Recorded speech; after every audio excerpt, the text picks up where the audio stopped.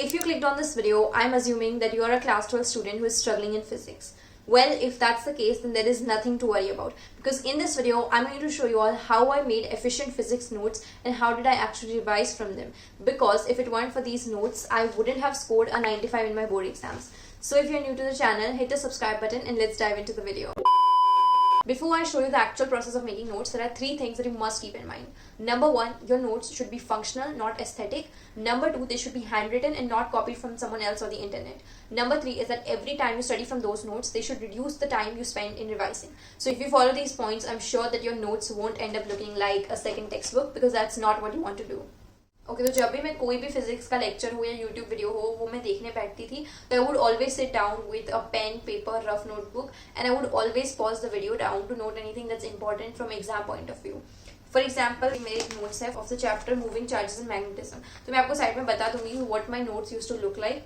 I would pause the video to note down anything that's not given in the textbook or that I think that this is something that question can be framed out of. We want to make your notes as short as possible because यही notes हैं जो आपको boards के पहले काम आने वाले हैं and you don't want to waste your time right then.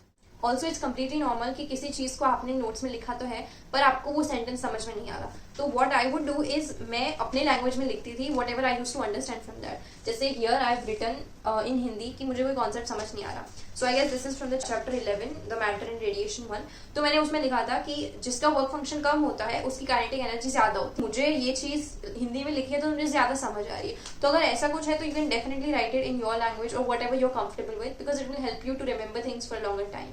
सो अब हमें ये तो पता है कि फिजिक्स के अंदर बहुत सारे इलेक्ट्रिक डिवाइसेस हैं जिसके डायग्राम्स एंड कंस्ट्रक्शंस वर्किंग वगैरह सब एग्जाम में आते हैं. तो नोट्स के अंदर you should have things that will help you to visualize as much as possible.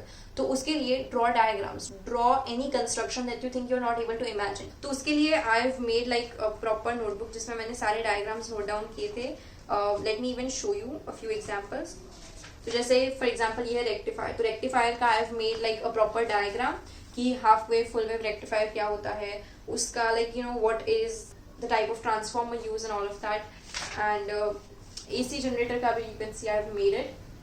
And उसके साथ साथ कुछ PYQs या कुछ क्वेश्चंस मुझे लगा कि इंपॉर्टेंट है तो that I have noted down. तो आप ये भी कर सकते हो कि जो भी डिवाइसेस है या जिसके भी मैकेनिज्म कंस्ट्रक्शन पूछे जाते हैं आप वो भी अलग से ड्रॉ करके रख सकते हो क्योंकि एंड मोमेंट के लिए this is very helpful. So you can do that.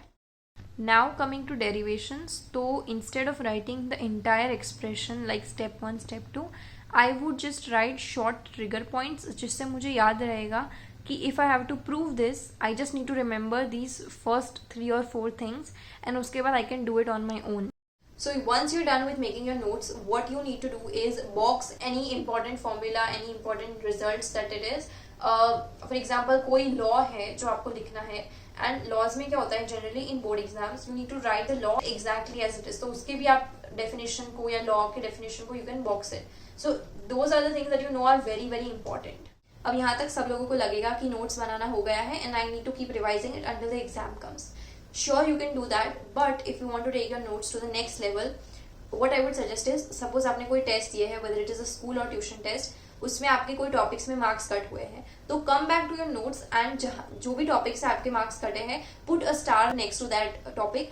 And जब भी आप नोट्स रिवाइज करोगे you will see that star and you will remember कि लास्ट टाइम मेरे इस टॉपिक से मार्क्स कटे थे. तो now you will spend more time in making those topics stronger and that is what is going to help you कि ये notes आपको अपने मिस्टेक्स रिफ्लेक्ट करने में भी हेल्प करेंगे.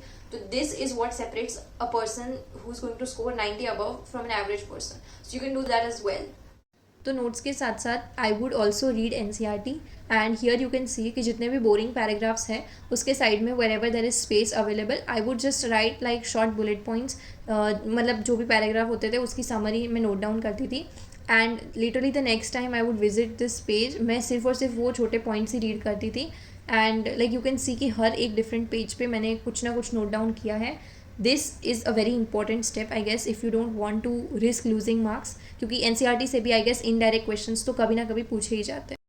Oh and one more thing, जब भी मैं ऐसे कोई न्यूमेरिकल या क्वेश्चन के अक्रॉस आती थी जो मुझसे सॉल्व नहीं होता था, तो instead of copy pasting the solution blindly, मैं क्या करती थी कि मैं वो कॉन्सेप्ट लिखती थी जो उस क्वेश्चन के पीछे होता था.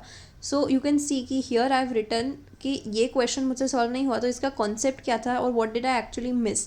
एंड उसके बाद you can write the solution in short, ताकि आपको पता चले कि whenever such type of question appears, क्योंकि फिजिक्स में यू कैन सी कि क्वेश्चन भले बदलते हो but pattern remains the same. तो next time whenever you come across such pattern, you know कि इसके पीछे लॉजिक क्या होगा. So not only numericals but here you can see कि मैंने एक थियरी क्वेश्चन भी नोट डाउन करके रखा था and I have marked a star next to it which shows that it is a very very important question.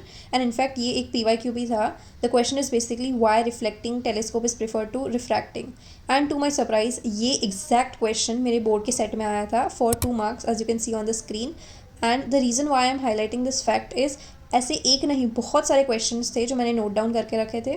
And sometimes you just get lucky और the universe works in your favour. तो आपको ऐसे easy से questions भी आपके set में देखने को मिल जाएंगे. So we just want to make sure कि हम हर साइड से प्रिपेयर्ड रहे. And here you can see कि मैंने हर जगह पे स्टार मार्क करके रखा है because at the time I felt everything was important. So yeah that was it for today's video. I really hope कि ये जो प्रोसेस है पूरी आपके लिए हेल्पफुल रही हो. If you have any other video suggestions, do let me know in the comments and I will see you on my next video.